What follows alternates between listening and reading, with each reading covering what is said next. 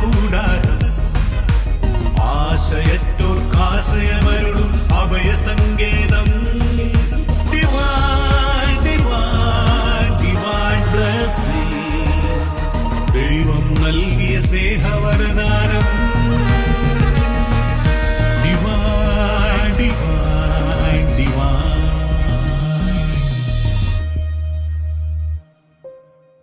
Price the Lord. Divine ബ്ലെസ്സിങ്ങിൻ്റെ പുതിയ എപ്പിസോഡിലേക്ക് എല്ലാവരെയും ഏറ്റവും സ്നേഹപൂർവ്വം സ്വാഗതം ചെയ്യുന്നു. സങ്കീർത്തനങ്ങൾ 25:10. കർത്താവിൻ്റെ ഉടമ്പടിയും പ്രമാണങ്ങളും പാലിക്കുന്നവർക്ക് അവിടുത്തെ വഴികൾ സത്യവും സ്നേഹവുമാണ്. പ്രിയപ്പെട്ട സഹോദരങ്ങളെ, ഈ ഒരാഴ്ചക്കാലം ഇവിടെ ധ്യാനത്തിനായി കടന്നു വന്ന് വചനം കേട്ട് കർത്താവിൻ്റെ കൽപ്പനകളെക്കുറിച്ച് ധ്യാനിച്ച് ജീവിതത്തിൽ ദൈവസ്പർശനമുണ്ടായവരാണ് ഈ എപ്പിസോഡിലൂടെ നമ്മുടെ അടുക്കിലേക്ക് കടന്നു വരുന്നത്. അനേകം മക്കൾ കർത്താവിൻ്റെ സ്നേഹം അനുഭവിച്ചറിയുകയും ആ സ്നേഹം മറ്റുള്ളവർക്ക് കൊടുക്കുവാൻ തീരുമാനമെടുക്കുകയും ചെയ്തിട്ടാണ് ഈ വചനകൂടാരം വിട്ട് യാത്രയാകുന്നത്. ദൈവത്തോട് ചേർന്നിരുന്ന് ദൈവത്തിൻ്റെ വചനങ്ങൾ പാലിച്ച് ദൈവത്തിൻ്റെ കൽപ്പനകൾ പാലിച്ച് ജീവിതത്തിൽ ദൈവസ്നേഹം അനുഭവിക്കുകയും ആ സ്നേഹം മറ്റുള്ളവർക്ക് കൊടുക്കുവാനായിട്ട് അവരുടെ ഹൃദയങ്ങളെ ഒരുക്കിക്കൊണ്ടുമാണ് നമ്മുടെ ഈ പ്രിയപ്പെട്ട സഹോദരങ്ങൾ ഇവിടെ നിന്നും പോകുന്നത്. ഓരോ ആഴ്ചയും ഈ വചനകൂടാരത്തിലേക്ക് കടന്നു വരുന്ന മക്കളൊക്കെ ദൈവത്തിൻ്റെ സ്നേഹമാണ് അനുഭവിക്കുന്നത്. വചനം ഞാൻ ഒരിക്കൽ കൂടി വായിക്കുകയാണ്. കർത്താവിൻ്റെ ഉടമ്പടിയും പ്രമാണങ്ങളും പാലിക്കുന്നവർക്ക് അവിടുത്തെ വഴികൾ സത്യവും സ്നേഹവുമാണ്. നമ്മുടെ മുൻപിൽ വഴികൾ അടഞ്ഞു കാണുമ്പോൾ ഓർക്കുക, നമ്മുടെയൊക്കെ ജീവിതം കർത്താവിൻ്റെ കൽപ്പനകളോട് ചേർന്ന് നിന്ന് പോകുന്ന ജീവിതമാണോ? ഈശോ ആഗ്രഹിക്കുന്ന പോലെയാണോ നമ്മുടെ ജീവിതം മുന്നോട്ട് പോകുന്നത്? കർത്താവിൻ്റെ ഹിതത്തിനനുസരിച്ചാണ് നമ്മുടെ ജീവിതം മുന്നോട്ട് പോകുന്നത് എങ്കിൽ തീർച്ചയായിട്ടും ദൈവ അനുഭവമുള്ള കുടുംബങ്ങളായിരിക്കും നമ്മുടേത്. ദൈവത്തെ അനുഭവിച്ചറിയുന്ന വ്യക്തികളായിരിക്കും നമ്മൾ ഓരോരുത്തരും. കർത്താവിൻ്റെ സ്നേഹം നമ്മുടെ ഓരോ പ്രവൃത്തിയിലും പ്രകടമായിരിക്കും. ഈ വചനകൂടാരത്തിലേക്ക് കടന്നു വന്ന് കർത്താവിൻ്റെ സ്നേഹം ആസ്വദിച്ച മക്കളുടെ അവരുടെ അനുഭവങ്ങൾ കേൾക്കുമ്പോൾ നമ്മുടെയും ജീവിതത്തിൽ ദൈവസ്നേഹം വർദ്ധിക്കട്ടെ. കർത്താവിനോട് ചേർന്ന് നിന്ന് മുന്നോട്ട് പോകുവാൻ അവ നമുക്ക് അനുഭവങ്ങളും സാക്ഷ്യങ്ങളുമായിട്ട് മാറട്ടെ. ആമേൻ.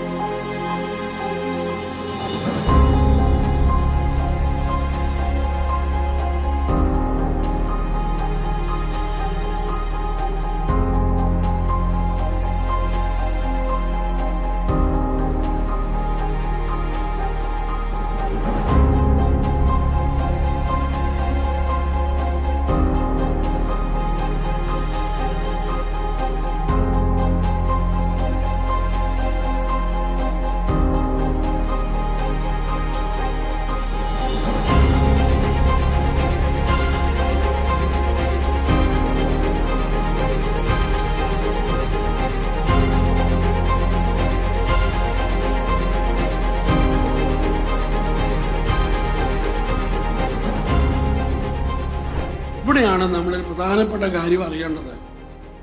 ഒരു സ്ത്രീയെ അവളെ മനസ്സിലാക്കുന്ന വ്യക്തിയോട് ഷെയർ ചെയ്ത് കഴിയുമ്പോൾ, പങ്കുവെച്ച് കഴിയുമ്പോൾ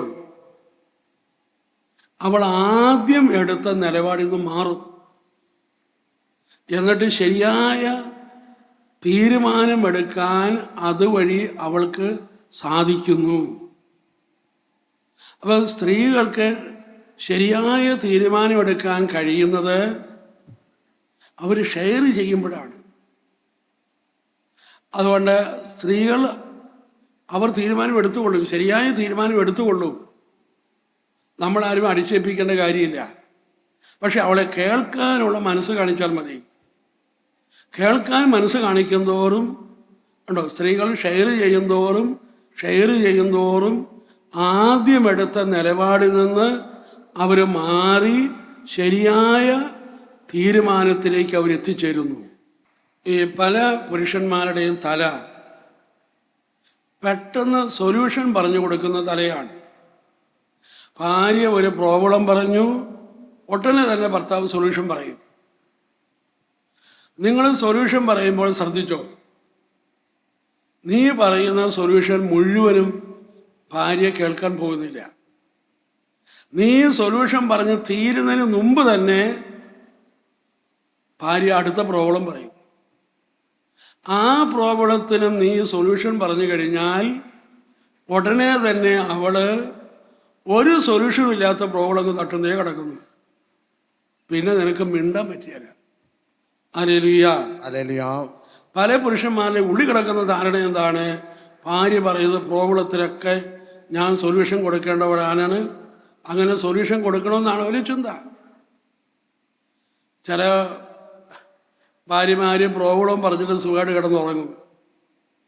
ചില ശുദ്ധരായ ഭർത്താക്കന്മാര് രാത്രിയിൽ ഉറക്കമുളച്ചിരുന്ന് സൊല്യൂഷൻ ആലോചിക്കാൻ തുടങ്ങും. എൻ്റെ ഭാര്യ ഇങ്ങനെയൊക്കെ പറഞ്ഞു, ഞാൻ എന്നാ ചെയ്യും? അങ്ങനെ സൊല്യൂഷൻ ആലോചിച്ച് പല രാത്രികൾ ഉറക്കം നഷ്ടപ്പെട്ട് ചില ശുദ്ധരായ ഭർത്താക്കന്മാർ മെൻ്റൽ ഹോസ്പിറ്റൽ വരെ അഡ്മിറ്റ് ആയിട്ടുണ്ടായി.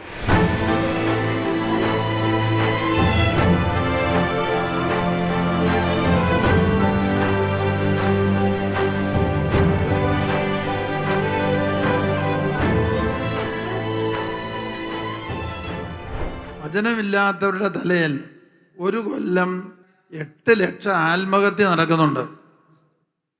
ആ പിശാച് വെറുതെ ഇരിക്കുമോ? അടുത്തയാളുടെ തലയിൽ കയറും.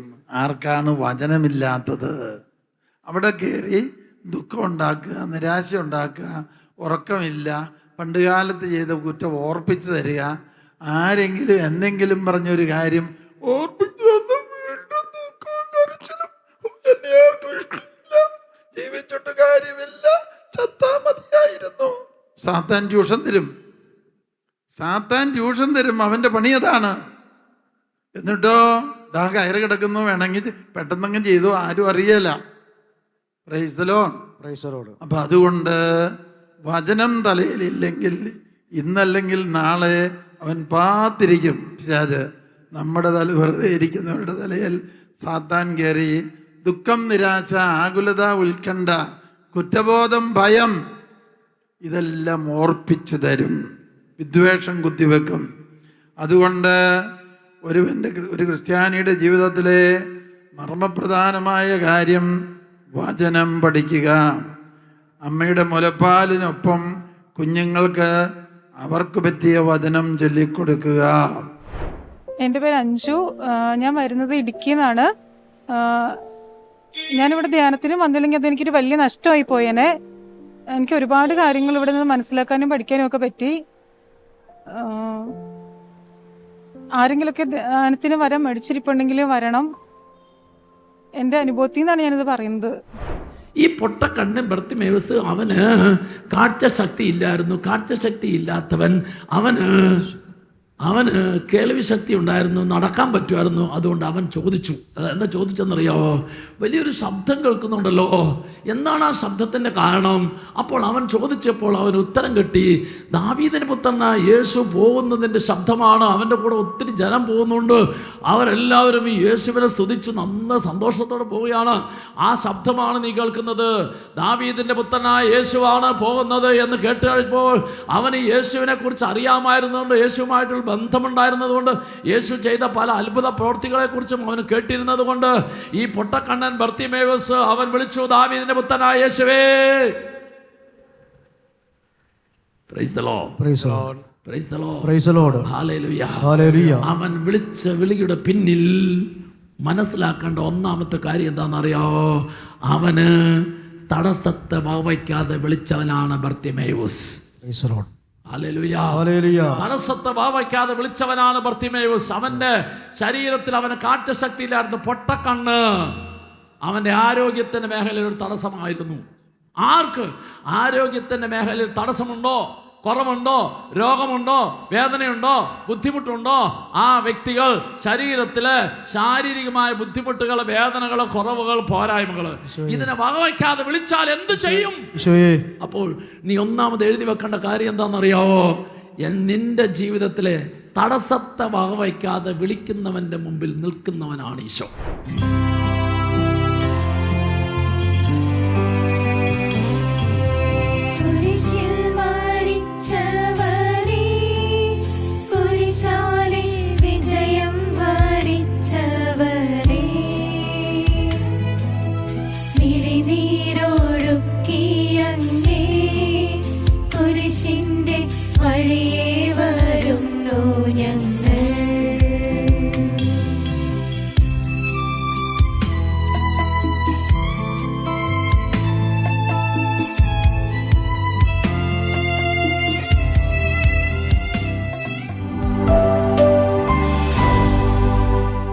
Who is Satan?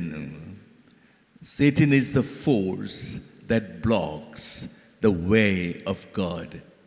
Simon Peter was acting as an agent of Satan when he was telling Jesus, "Let it not happen to you.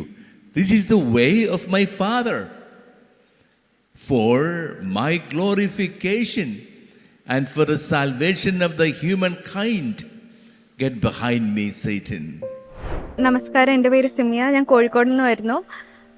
ഞാനിപ്പം കഴിഞ്ഞ ഞായറാഴ്ച വന്നതാണ് ഇവിടെ ധ്യാനം കൂടാൻ വേണ്ടി, ഡിവൈൻ ധ്യാന കേന്ദ്രത്തിൽ. നല്ലൊരു എക്സ്പീരിയൻസ് ആയിരുന്നു. ഞാൻ ഇതിനു മുമ്പ് കുറേ ധ്യാനം കൂടിയിട്ടുണ്ട്, പക്ഷേ ആദ്യമായിട്ടാണ് വചനം വഴി ഇങ്ങനെ എക്സ്പ്ലെയിൻ ചെയ്തിട്ട് നല്ലൊരു അനുഭവമായിരുന്നു. ഹല്ലേലൂയ. നമ്മൾ വീണ്ടെടുക്കപ്പെട്ടത് എങ്ങനെയാണ്? കുഞ്ഞാടിൻ്റേതുപോലുള്ള ക്രിസ്തുവിൻ്റെ അമൂല്യ രക്തം കൊണ്ടത്രേ. Hallelujah, hallelujah, hallelujah. പ്രിയപ്പെട്ടവരെ, നമ്മളെല്ലാവരും വീണ്ടെടുക്കപ്പെട്ടത് ക്രിസ്തുവിൻ്റെ രക്തം കൊണ്ടാണ്. നമ്മൾ വീണ്ടെടുക്കപ്പെട്ടത്, നമ്മൾ രക്ഷിക്കപ്പെട്ടത്, നമ്മൾ പൊതിയപ്പെടുന്നത്, നമ്മൾ സംരക്ഷിക്കപ്പെടുന്നത്, നമുക്ക് വിടുതൽ ലഭിക്കുന്നത്, നമുക്ക് പാപമോചനം ലഭിക്കുന്നത്, നമുക്ക് രോഗശാന്തി നൽകുന്നത്, നമ്മുടെ എല്ലാ ബന്ധനങ്ങളിൽ നിന്നും നമുക്ക് മോചനം നൽകുന്നത് എങ്ങനെയാണ്? ക്രിസ്തുവിന്റെ അമൂല്യ രക്തം മൂലമാണ്. Hallelujah, hallelujah, hallelujah, hallelujah. ഈ രക്തം നമുക്ക് ലഭിക്കുന്നത് എവിടെയാണ്? വിശുദ്ധ കുർബാനയിലാണ്. വിശുദ്ധ കുർബാനയിലാണ്.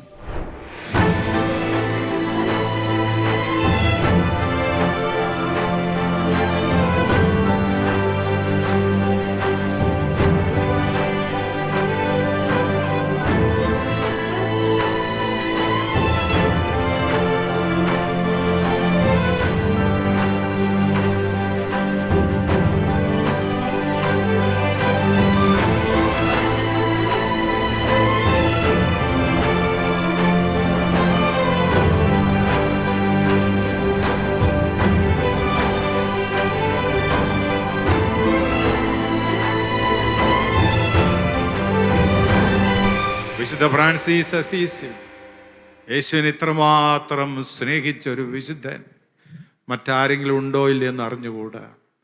അത്രയും മാത്രം സ്നേഹമായിരുന്നു വിശുദ്ധ ഫ്രാൻസിസിന് യേശുവിനോടുള്ളത്. നിങ്ങളൊരു രൂപം കണ്ടു കാണും. യേശുവിൻ്റെ കുരിശിൻ്റെ കീഴെ യേശുവിൻ്റെ ഒരു കൈ ആണിയിൽ നിന്ന് മാറി തന്നെ കെട്ടിപ്പിടിച്ചിരിക്കുന്ന ഫ്രാൻസിസിൻ്റെ പുറകിലേക്ക് ചെന്ന് ഫ്രാൻസിസിനെ കുരിശോടടുപ്പിക്കുന്ന ഒരു രൂപം. അതിനൊരു ചരിത്രമുണ്ട്. യേശുവിൻ്റെ സ്നേഹം ഉള്ളിൽ നിറഞ്ഞപ്പോൾ ഫ്രാൻസിസ് കാണുന്നതെല്ലാം യേശു, കേൾക്കുന്നതെല്ലാം യേശു. അതിരാജ്ഞിയായി മാറി കത്തിപ്പടരുകയായിരുന്നു. യേശുവിന് വേണ്ടി സർവവും ത്യജിച്ച ഫ്രാൻസിസ്. ഒരിക്കൽ യേശു ഫ്രാൻസിസിനോട് ചോദിച്ചു, ഫ്രാൻസിസേ, നീ എന്നെ ഒത്തിരി സ്നേഹിക്കുന്നുണ്ടല്ലോ, നിനക്കിനി എന്താണ് വേണ്ടത്? ഫ്രാൻസിസ് പറഞ്ഞു, യേശുവേ, അങ്ങയുടെ കുരിശിൽ നിന്ന് അകന്നു പോകുവാൻ പിശാചെന്നെ പ്രലോഭിപ്പിക്കുകയാണ്. അങ്ങയ്ക്കെതിരെ പാപം ചെയ്യുവാൻ, ചാരിത്രത്തിനെതിരെ, അനുസരണ വ്രതത്തിനെതിരെ, ദാരിദ്ര്യവ്രതത്തിനെതിരെ പാപം ചെയ്യാൻ പിശാച് എന്നെ പ്രേരിപ്പിക്കുകയാണ്. ഫ്രാൻസിസ് വീണ്ടും പറഞ്ഞു, യേശുവേ, അങ്ങയുടെ കുരിശിൻ്റെ മഹത്വത്തിൽ നിന്ന്, ആ തേജസ്സിൽ നിന്ന് എന്നെ ഒരിക്കലും അങ്ങ് അകറ്റരുതേ.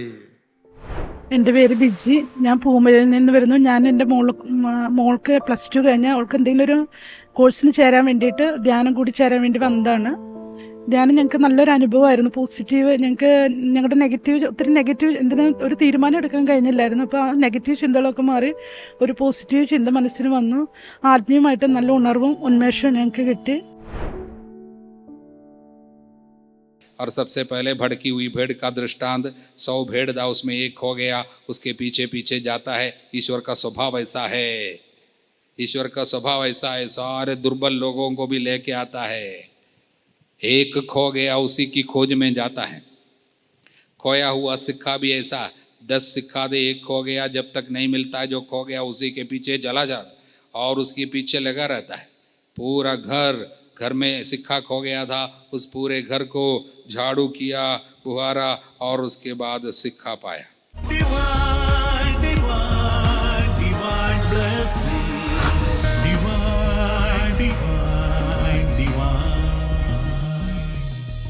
അടുത്തത് എന്താണ്? എല്ലാ ഉദ്യമങ്ങളും ആലോചനയുടെ തുടർച്ചയാണ്. നമ്മളൊന്ന് ആലോചിക്കാതെ പെട്ടെന്ന് ഒരു കാര്യം ചെയ്യത്തില്ല. ഇവർക്ക് എടുത്തുചാട്ടക്കാരൻ എന്ന് കേട്ടിട്ടില്ലേ? എടുത്തുചാട്ടക്കാരൻ എന്ന് പറഞ്ഞാലും ആ ഉദ്യമം, ചിന്ത സ്പീഡിലായെന്ന് മാത്രമേ ഉള്ളൂ. എല്ലാ ഉദ്യമങ്ങളിലും ആലോചനയുടെ തുടർച്ചയാണ്.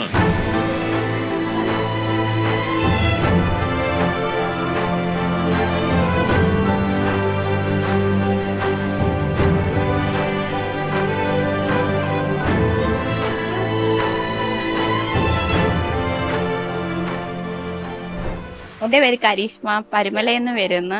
ആദ്യമായിട്ടാണ് ധ്യാനത്തിന് ഞാൻ വരുന്നത്. നല്ലൊരു ജീവിതം എങ്ങനെ പഠിക്കണം, പിന്നെ എങ്ങനെ ജീവിക്കണം എന്നുള്ള നല്ലൊരു ക്ലാസ് ആയിരുന്നു. നല്ലൊരു മോട്ടിവേഷൻ ക്ലാസ് ആയിരുന്നു. ഈശോയുടെ ആദ്യത്തെ വചനപ്രഘോഷണ രീതി തന്നെ മർക്കോസ് 1:15 നമ്മൾ വായിക്കും. എന്താ അവിടെ പറയുക? യേശു തൻ്റെ ശുശ്രൂഷയുടെ ആരംഭത്തിൽ തന്നെ പറയുന്ന കാര്യം എന്താണ്? സമയം പൂർത്തിയായി, ദൈവരാജ്യം സമീപിച്ചിരിക്കുന്നു, അനുദപിച്ച് സുവിശേഷത്തിൽ വിശ്വസിക്കുവിൻ. എന്താണ് സുവിശേഷത്തിൽ വിശ്വസിക്കാനായിട്ട് പറയാൻ കാരണം? ഈ സുവിശേഷത്തിലെ ഓരോ വള്ളിയും പുള്ളിയും അന്ത്യദിനം വരെ നിറവേറ്റപ്പെടുന്ന വചനമാണ്. ആകാശവും ഭൂമിയൊക്കെ അതിൻ്റെ സ്ഥാനത്തുനിന്ന് മാറിപ്പോയാലും സുവിശേഷത്തിലെ ഒരു വള്ളിയോ പുള്ളിയോ പോലും മാറുകയില്ല. Price the Lord.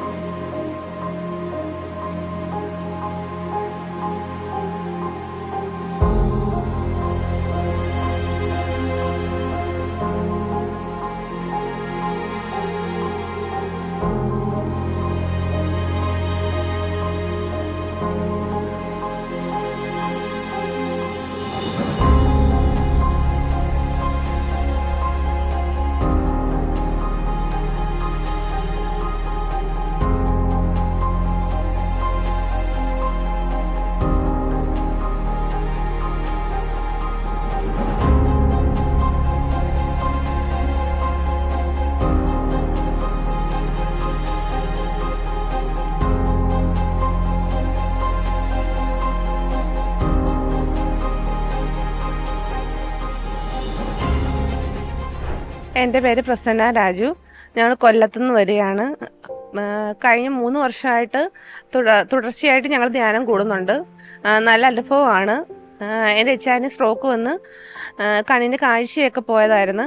അപ്പോൾ ഇവിടെ വന്ന് ഒരു കണ്ണ് ഫുൾ ഇരുട്ടായിരുന്നു. അപ്പോൾ ഇവിടെ വന്ന് ധ്യാനം കൂടി കുറേശ്ശെ മാറ്റങ്ങൾ വന്നു തുടങ്ങി. അപ്പോൾ അതുകൊണ്ട് തുടർച്ചയായിട്ട് ഞങ്ങൾ മുടങ്ങാതെ ഈ 3 വർഷവും വന്നുകൊണ്ടിരിക്കുക. ഞങ്ങൾക്ക് ഒരുപാട് അനുഗ്രഹങ്ങൾ ഇവിടെ വന്ന് ഈശോ തന്നു, ഒരുപാട് തന്നു. ഞങ്ങൾ ജോലി സംബന്ധമായിട്ടും ഒരുപാട് അനുഗ്രഹങ്ങൾ ഈ കഴിഞ്ഞ വർഷം ഞങ്ങൾക്ക് ഒരുപാട് അനുഗ്രഹങ്ങളാണ് തന്നത് ഈശോ. സാമ്പത്തികമായിട്ട് എല്ലാം തന്ന ഈശോയ്ക്ക് കോടാനുകോടി നന്ദി. എന്തായാലും വേണ്ടില്ല, ധ്യാനം കൂടാം. വിസ കിട്ടാൻ, കല്യാണം നടക്കാൻ, രോഗം മാറാൻ ഒക്കെ ആയിരിക്കാം നമ്മൾ വന്നത്. ആയിക്കോട്ടെ, ഒരു കുഴപ്പമില്ല. എന്തിനും ഏതിനും നമുക്ക് എവിടെ സമീപിക്കാം? കർത്താവിൻ്റെ സന്നിധിയിൽ നമുക്ക് ഒത്തുകൂടാം. അത് കർത്താവിന് സന്തോഷമുള്ള കാര്യം. അങ്ങനെ കർത്താവ് നമ്മളെ ഇവിടെ കൊണ്ടുവന്നാക്കിയിരിക്കുമ്പോൾ ഇനി നമുക്ക് എടുക്കേണ്ടതാണ് ഒരു തീരുമാനം. ആ തീരുമാനമെടുക്കണം. മേരി മനോജ്ഞേ ദൈവമാതാവേ, പാപികൾക്കാശ്രയം നീയേ, ഞങ്ങൾക്കഭയം നീയേ, ഞങ്ങൾക്കഭയം നീയേ. മേരി മനോജ്ഞേ ദൈവമാതാവേ, പാപികൾക്കാശ്രയം നീയേ, ഞങ്ങൾക്കഭയം നീയേ, ഞങ്ങൾക്കഭയം നീയേ.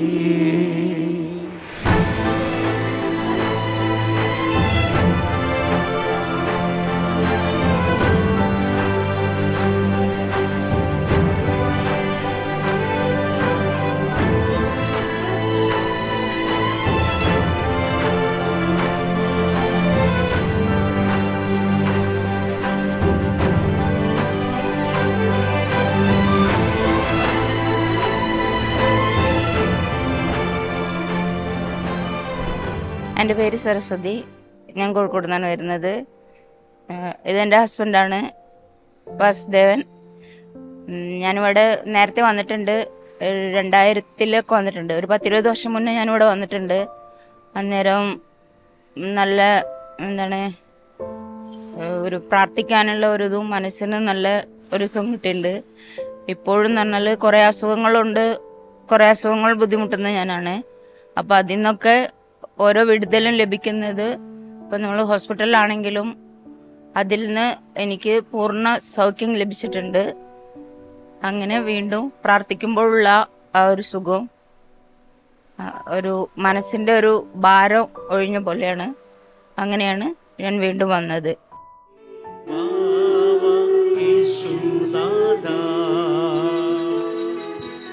ആരാധന ആരാധന യേശുവേ, ആരാധന ആരാധന.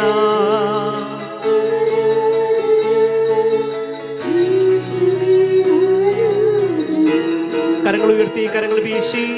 ഹല്ലേലൂയാ ഹല്ലേലൂയാ ഹല്ലേലൂയാ.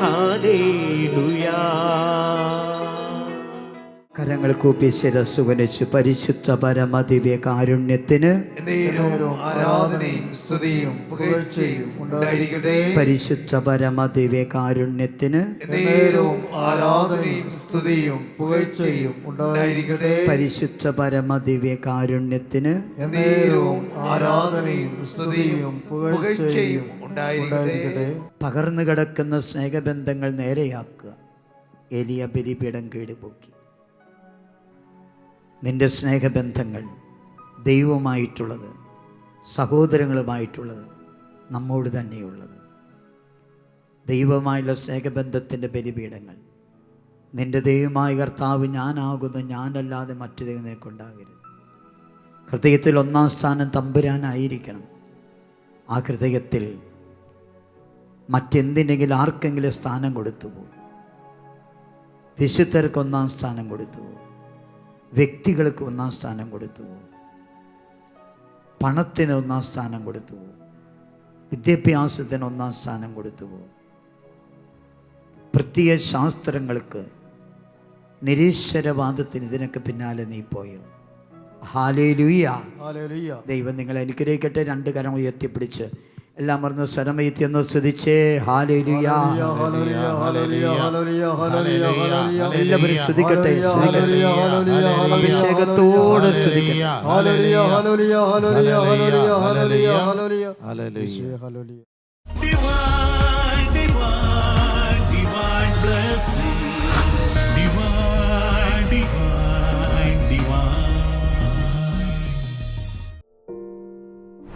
ഈശോയിൽ ഏറ്റവും സ്നേഹം നിറഞ്ഞ സഹോദരി സഹോദരന്മാരെ, മനുഷ്യൻ്റെ ജീവിതത്തിൽ ദൈവം ഇടപെടുക എന്നുള്ളത് മനുഷ്യനെ ദൈവത്തിന് ലഭിക്കാവുന്ന ഏറ്റവും വലിയൊരു ഭാഗ്യമാണ്, അനുഗ്രഹമാണ്. അപ്പോൾ കർത്താവിൻ്റെ വചനത്തിൽ ഇങ്ങനെ പറയും, 32-ാം സങ്കീർത്തനത്തിൻ്റെ 10-ാം തിരുവചനം, ദൈവത്തിൽ ആശ്രയിക്കുന്നവനെ കർത്താവിൻ്റെ സ്നേഹം വലയം ചെയ്യുന്നു. അപ്പോൾ ഈ മനുഷ്യൻ്റെ ചുറ്റും വലയം ചെയ്യപ്പെടുന്ന ദൈവസ്നേഹം, ആ വലയം ചെയ്യപ്പെടുന്ന ദൈവസ്നേഹം മനുഷ്യർക്ക് അനുഭവിക്കാനും സ്വീകരിക്കാനും സാധിക്കണമെങ്കിൽ മനുഷ്യർ ദൈവത്തെ ആശ്രയിക്കുന്ന വ്യക്തിയാണ്. ഓർക്കുക, ഈ ആഴ്ചയിലെ ധ്യാനം, നമ്മുടെ ജോലി മേഖലകൾ, അതുപോലെ തന്നെ കുടുംബത്തിലെ പല ഉത്തരവാദിത്തങ്ങൾ നമ്മൾ മനഃപൂർവ്വം മാറ്റിവെച്ച് ഈശോയുടെ തിരുമുമ്പിൽ ഈ ഒരാഴ്ച ആയിരുന്നു കർത്താവ് നമ്മൾ ഓരോരുത്തരും വചനത്തിലൂടെ സംസാരിച്ചു. അപ്പോൾ ദൈവത്തിൻ്റെ സ്വരം വചനത്തിലൂടെ കേൾക്കുമ്പോൾ ആ കേൾക്കുന്ന ദൈവസ്വരം, ആ ദൈവസ്വരം നമ്മളെ കൂടുതൽ കൂടുതൽ ദൈവസ്നേഹ നിറവിലേക്ക് നയിക്കുകയാണ്. അങ്ങനെ ദൈവസ്നേഹ നിറവ് അനുഭവിക്കുന്ന ഒരു വ്യക്തിക്ക് ജീവിതത്തിൽ മനുഷ്യ വ്യക്തികൾ സ്നേഹിച്ചില്ലെങ്കിലും ശ്രദ്ധിച്ചില്ലെങ്കിലും പരിഗണിച്ചില്ലെങ്കിലും അംഗീകരിച്ചില്ലെങ്കിലും മനസ്സിന് വേദന തോന്നുകയല്ല, നൊമ്പരം തോന്നിയല്ല, നിരാശ തോന്നിയല്ല. മനസ്സിലാക്കേണ്ടത്, മനുഷ്യ വ്യക്തികളുടെ സ്നേഹത്തിനൊക്കെ ഏറ്റക്കുറച്ചിലുണ്ടാകും. എൻ്റെ ഭർത്താവിൽ നിന്നായാലും ഭാര്യയിൽ നിന്നായാലും മക്കളിൽ നിന്നായാലും മനുഷ്യ വ്യക്തികൾ ആരായാലും അവരിൽ നിന്ന് ലഭിക്കുന്നതായ സ്നേഹത്തിനും അംഗീകാരത്തിനും പ്രോത്സാഹനത്തിനും അഭിനന്ദനത്തിനും ഒത്തിരിയേറെ പരിമിതികളുണ്ട്, ഒത്തിരിയേറെ ലിമിറ്റേഷൻസ് ഉണ്ട്. എന്നാൽ പരിമിതിയില്ലാതെ നമ്മളെപ്പോഴും വലയം ചെയ്തുകൊണ്ടിരിക്കുന്ന സ്നേഹം ദൈവസ്നേഹമാണ്. അതാണ് ഈ ആഴ്ചയിൽ നമുക്ക് അനുഭവിക്കാനും സ്വീകരിക്കാനും സാധിച്ചത്.